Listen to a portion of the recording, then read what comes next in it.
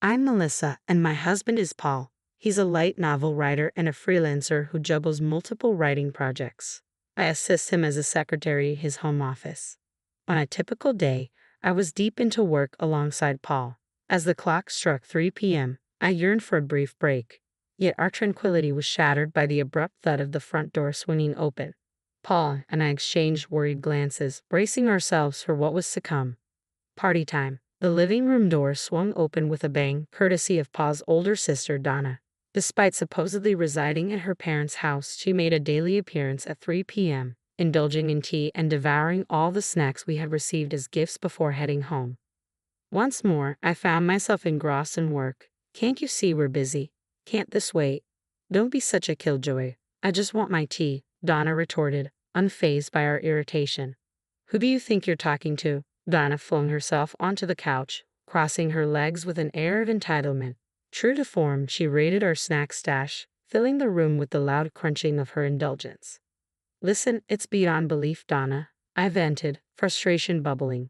She's so presumptuous and arrogant, acting like the world revolves around her. She claims to be a live streamer, but who knows how much she actually earns or anything about her work-from-home setup. And then she has the nerve to demand tea from me, her sister-in-law, as if I'm her personal servant. And as a result, Donna receives a scolding from my in-laws, though it's merely a temporary halt to her behavior. This demeanor has persisted since I first began dating Paul in high school, so it doesn't faze me much. Handle it yourself, I retorted. Don't you dare sass me, Donna shot back, her words punctuated by the scattering of snacks from her mouth to the floor. You dare talk back to me? You're the newcomer here. You should know your place. As the eldest daughter, I demand respect. If you can't handle it, then maybe you should consider a divorce. I was seething with anger at Donna's remark, but it was Paul who displayed frustration first. That's it. You're being unbearable. Leave. What? Hold on. Paul rose from his seat, seized Donna's arm, and escorted her out, her protests echoing through the room. And if you ever use the spare key we misplaced to barge in here again, I won't be so forgiving. I'll be informing Mom and Dad about this. Enough, Donna, enough fuss, Paul commanded firmly. He reached the front door, where Donna continued her complaints, and secured the chain lock, ensuring she couldn't barge in again.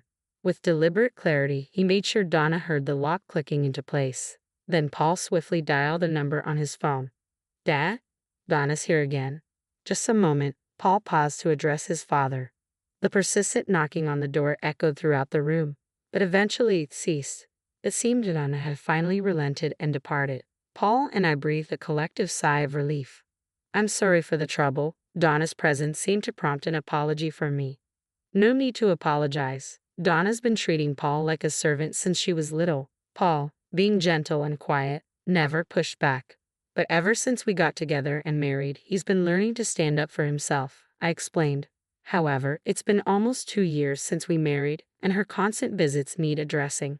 She even showed up uninvited while we had guests recently. Lately, our editor has been dropping by, typically between 3 and 4 p.m. Donna once even tried to flirt with the editor, asking, I'm his sister, what are your hobbies? It was so embarrassing that we've had to arrange for the editor to visit in the mornings instead. Paul prefers to focus on work in the mornings, you see. I heard from your mother-in-law that Donna feels uncomfortable at home. Maybe she's like a hermit there, and her frustration might be directed at us due to her parents nagging. I'm sorry. I should be better at keeping her at a distance. Don't stress about it, I reassured my partner. By the way, don't forget, we're heading to your parents' place to discuss restaurant options for their 60th birthday celebration. We could bring up Donna's situation then, I suggested. Great idea. It's high time we addressed it. I spoke to Dad earlier, and he wasn't aware Donna had taken the spare key. But they do change its hiding spot regularly, don't they? My partner responded. Yeah, Dad recently stashed it in his wallet, which caused a bit of a hiccup, I confirmed. What's the matter? I inquired. It appears that some money went missing along with the key, my partner responded solemnly. What? But she's denying it, so tensions are running high back at home. I expressed concern.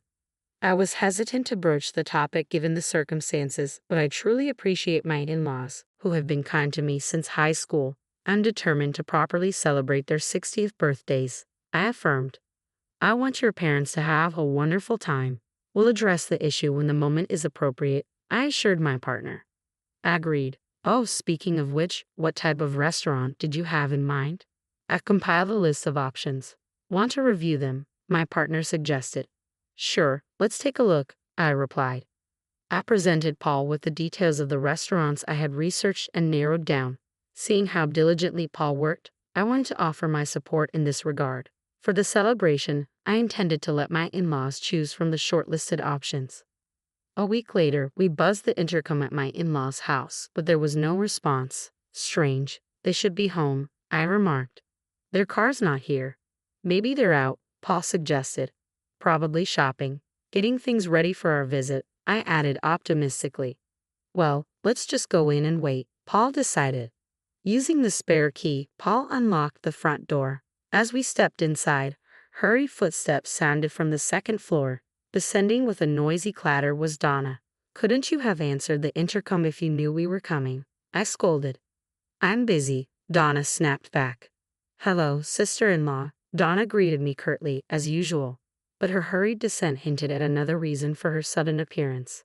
Did you two prepare for Mom and Dad's 60th birthday celebration? Donna inquired. Yes, we did. Why do you ask? I responded. Where is it? Show me, Donna demanded. Ha! But you said you were coming, sis, I reminded her. I changed my mind. Just show it to me, Donna insisted. Here it is, Paul replied, revealing the setup. Originally, Donna had planned to skip the celebration altogether. Do we really need to celebrate that? She had remarked. But the true reason behind her reluctance was something unexpected from a daughter. Yet for some unknown reason, she decided to join. Oh, look at the esteemed writer, huh? You must be swimming in success. This fancy restaurant you've chosen, quite the high roller move, Donna remarked, eyeing the information she snatched from Paul with a snide chuckle. Why do you have to say things that irritate me? Paul snapped back. Why not? You must be raking it in, right? Though I'm making multiples of that, just so you know, she continued, her words always aimed at belittling Paul. If she truly earned multiples of his income, she'd easily clear 6 figures annually. However, there's no evidence to support this claim. Also, it was Melissa who selected the restaurant. Okay, can you please stop being so rude? Donna's intense stare made me uneasy. I instinctively retreated, asking, what's on your mind? But Donna proceeded to utter something utterly outrageous. Ah, there it is, Paul. You're finally witnessing this woman's true nature, aren't you? What? Oh, never mind. I'm excited for the celebration. Catch you later. Paul brushed off the comment. Donna then forcefully ushered both of us out the door. Strangely, she held onto the document, continuing her disruptive behavior yet again. Well, no big deal. We can print out the restaurant details whenever we need to, and then we can show my in-laws the photos to confirm, I reassured Paul. As it happened, our in-laws had completely forgotten about our visit that day and had gone to a Sunday farmers market instead. They apologized to us later for the mix-up. With the venue finalized and the reservation complete, we eagerly awaited the day of the 60th birthday celebration. As we arrived on site, Donna and our parents were already there. Despite our earlier awkward exchange with Donna, we tried to push it aside. However, her smug smile directed at me sparked a sense of unease. Nevertheless, we proceeded into the restaurant. We were led to a private room, exquisitely designed in traditional Japanese style, surpassing the beauty depicted in online photos. Just as my in-laws began to admire the room with smiles on their faces, Donna interjected from behind us, her grin mischievous. Don't let yourselves be deceived, Mom and Dad, she remarked suddenly. Suddenly, Donna pointed a finger at me and shouted, You're after our family's wealth, aren't you? Her accusation startled not only me but also Paul, my father-in-law, and my mother-in-law, leaving us all in blank surprise. Wealth? What? I stammered, utterly confused by the sudden accusation. What nonsense. We're just an ordinary middle-class family, Paul angrily interjected, but Donna's theatrics were far from over. As the eldest daughter, I'm set to inherit this house. You're planning to target my parents too, aren't you? I won't be fooled, Donna continued, her tone accusatory. I really don't understand what you're talking about. Why would you think I'd do such a thing? I attempted to reason, but Donna seemed unwilling to engage in dialogue. I've seen right through you from the start. You're a dangerous woman. Getting close to Paul, and now this, Donna accused. That's absurd. Paul and I have been together since high school. If wealth was my goal, I would have chosen differently, I defended, incredulous. Donna merely snickered at Paul's disbelief and continued her tirade. A woman not after money would have picked a more modest restaurant. But look at this lineup. All expensive places, she boasted. Donna thrust some documents she had taken from Paul a few days ago into our hands. What's the point? I asked. Don't you see? This woman believes she can manipulate your wealth however she pleases. Simple-minded men, Donna jeered, bursting into laughter, oblivious to our growing realization of the situation's hopelessness. I won't hand over the family's wealth. Paul, do you see now? This woman's true colors, Donna declared, urging Paul to understand. Having her as family is a nuisance. You two should divorce. Paul, this is an order from your elder sister for the peace and security of our home. You need to divorce her and leave. Stay away from my parents, Donna yelled, advancing towards me aggressively. That's when Paul intervened, stepping between Donna and me. What on earth are you saying? Apologize to Melissa right now. Wait a moment, Dad, Paul interjected. What's this about money? Absurd. Melissa has been helping us organize our 60th birthday celebration, and you should be doing the same. Instead, you're creating unnecessary drama, Paul's father interjected. No, Dad, take a look at this, Donna insisted, flustered as she hurriedly handed the documents to her father. My father-in-law perused the documents. If you look closely, you'll understand. She's chosen outrageously expensive venues. She's draining the wealth of a middle-class family like ours, and all the expenses are falling on you and Mom, right? Am I mistaken? He concluded with a heavy sigh. Paul and I, along with my mother-in-law, were left speechless. Oh, what? Paul's confusion was evident. She's claiming we're footing the bill for the 60th birthday celebration, I clarified. Huh? Donna's eyes widened in surprise. Well, it would be rather odd for the honoree to foot the bill, she reasoned. Wait a moment, so you're insinuating Melissa is still spending Paul's money recklessly? See, I knew it all along, Donna accused. What nonsense is this? Melissa works alongside me and you know my salary supports us both. There's no reason for concern, Paul countered. But, Donna faltered. And what's your take on this, Mom? Donna turned to her mother, hoping for support. My mother-in-law stood there, silently, her head bowed. Exactly, Mom, you understand, right? Donna appealed. Listen, each of these venues holds cherished memories for your father and me, my mother-in-law explained. Donna was stunned. Melissa specifically consulted us about it. She wanted to incorporate our memories into the celebration and choose a menu based on them, my mother-in-law continued. No way, your disrespectful accusations are truly shameful. My mother-in-law's voice quivered with emotion. Tana was finally realizing her misconceptions, but it was too late to amend her errors, a realization that would soon become painfully clear. You've caused enough trouble. You're not welcome here anymore. Go home, Paul's father declared. But Dad, why are you being so harsh? I'm your daughter. You can't just throw me out, Donna protested. But you were planning on not attending in the first place, weren't you?